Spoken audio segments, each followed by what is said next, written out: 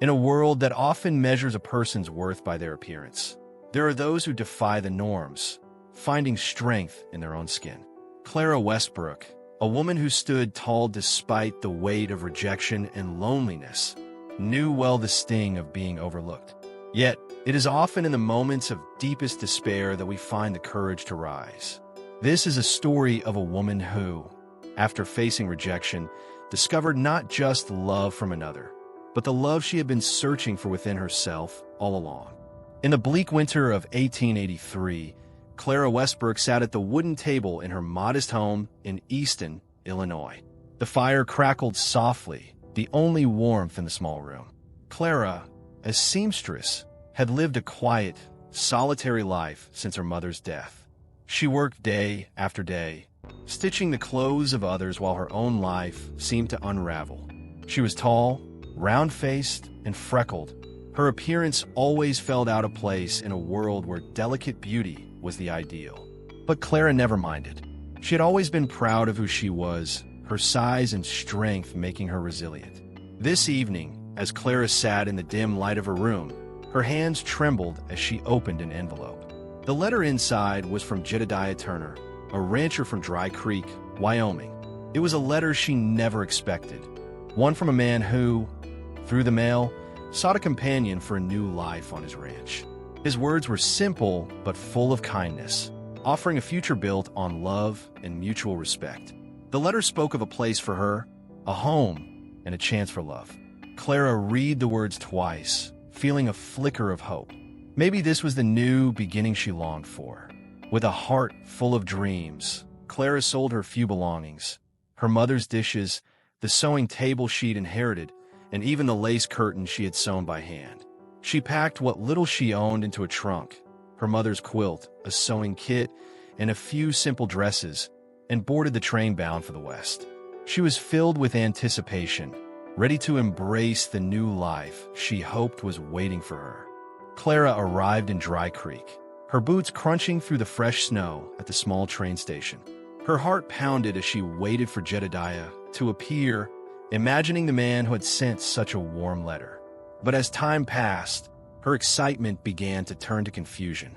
The man who finally appeared was not what she had imagined. He was tall and rugged, his face weathered by years of ranch work, but his expression was flat, impersonal. He barely looked at her as he greeted her with a curt nod. "Miss Westbrook," he said, his voice cold and distant. Without a word, he loaded her trunk onto his wagon and began the journey to his ranch. There was no warmth, no sign of the man she had imagined. Clara sat silently in the wagon, the silence between them thick with unspoken words. Upon arriving at his homestead, Jedediah's words hit Clara like a slap. "You're not what I expected," he said flatly. "I thought you'd be smaller, more delicate." Heartbroken, Clara turned away without arguing, her boots crunching through the snow as she walked away from the man and the life she had hoped for. Without a return ticket and nowhere to go, she wandered back to the station, unsure what to do. The wind howled around her, but it was the coldness from Jedediah's words that stung the most. Clara did not stay at the station long. The cold was unbearable, and sitting there would not change her fate. She picked up her trunk and, determined not to return home in defeat, walked into the small town of Dry Creek. The town was quiet, its buildings weathered and worn by time. As Clara passed through the streets, she couldn't help but feel out of place. The small, closed-off community seemed so different from the bustling life she had known. But as she made her way through the town, Clara noticed the people, their quiet, steady lives. For the first time, she felt a flicker of hope. She found a small room above the apothecary shop, modest but warm. Mrs. Mabel, the shop's owner, was kind and welcomed Clara with a cup of tea. The small room was simple, but it was hers, and for the first time in a long while, Clara began to feel the stirrings of belonging.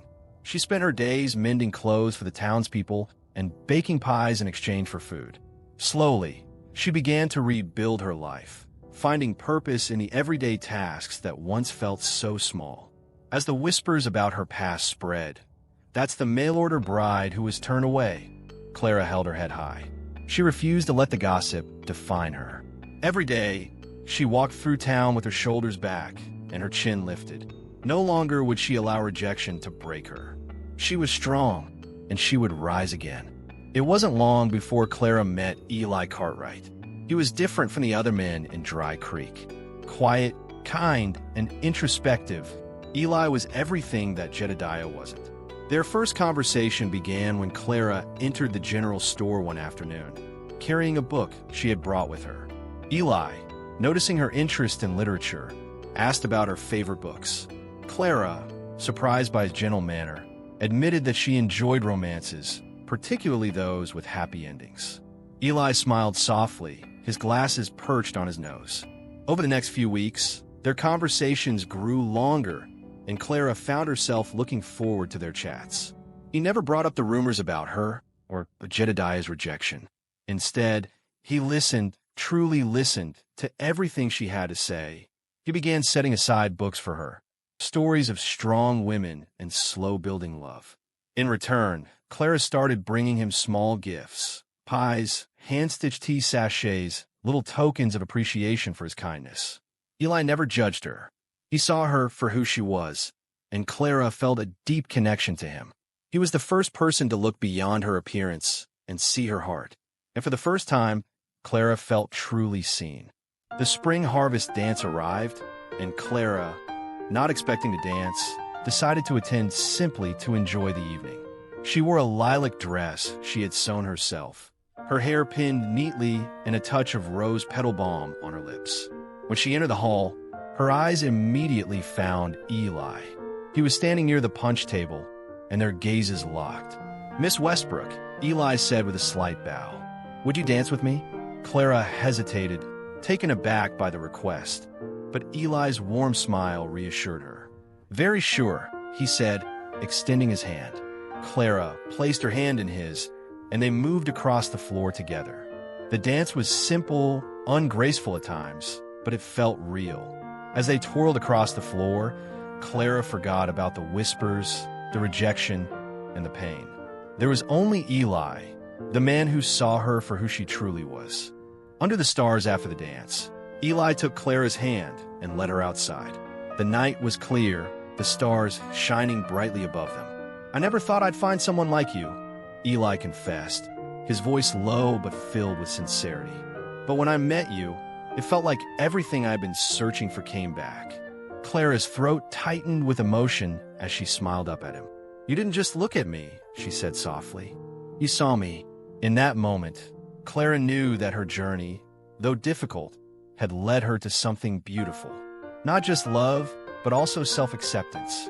She had found someone who truly saw her, and in that realization, she saw herself for the first time.